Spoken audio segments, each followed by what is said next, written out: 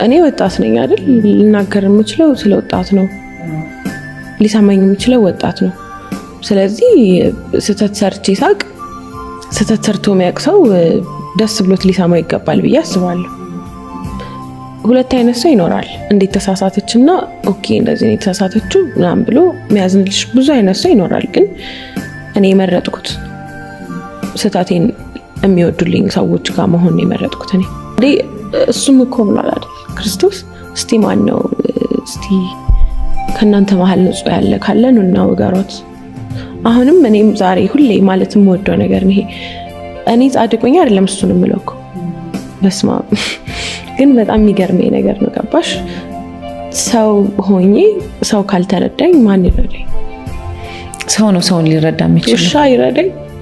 ወፍ ምናምን በፍጹም። ሲሳሳት እኛ ነን መቻቻል ያለብን። አንድ ክፍል ነን ብዬ ነው ማስበው። ይሄንን ማሰብ የጀመርኩት እኔ ከስህተቶቼ በኋላ ነው። ራሴ ህይወቴ ከብድብኛል ስሳሳት ብታይ። በነገራችን ላይ እንደዚህ ምልሽ ሰዎች እንዴት ነው መልካም ነገር ሲጠብቁ ካንቺ በጣም ብዙ ነገር ሲጠብቁ ምናምን ህይወትሽ ይከብዳልና መሳሳት አትችይም። በጣም ከባድ ነው።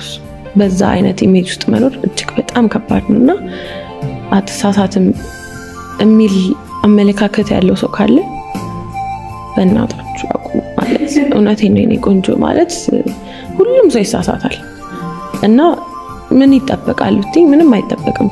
ከሰው ስህተት ነው የሚጠበቀው ሰው ስለሆነ ማለት ነው። ስለዚህ ስህተቱን ለማስቀረት አብረን ልንሻሻል እንችላለን እንጂ ከትናንት ነገን አብረን ልናሳድገው።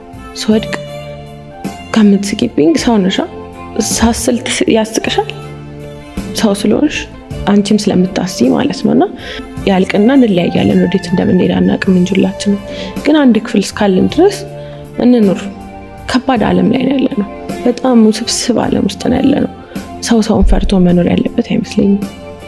እንደውም ሰው ተጋግዞ አብረን እንጨርሳት እቺን ምድር እስቲ አብቃቅተን ትንሽ ጊዜ ነው ያለን ብንባባል።